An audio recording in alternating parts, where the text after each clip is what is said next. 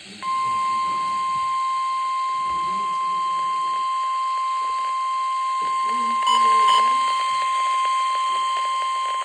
preceding signal was a test of the NOAA weather radio, all hazards warning system, on station KHA-46, originating from the National Weather Service in Memphis, Tennessee, serving the Vale, Tennessee listening area.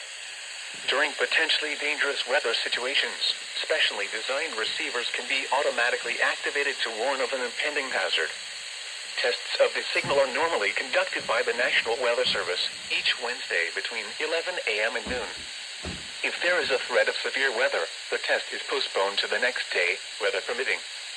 If the severe weather threat persists into the following day, the test will be canceled for the week and return the following Wednesday, mainly between 11 a.m. and noon.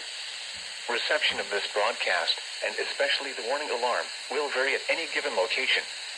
This variability, normally more noticeable at greater distances from the transmitter, can occur even though you are using a good quality receiver in perfect working order.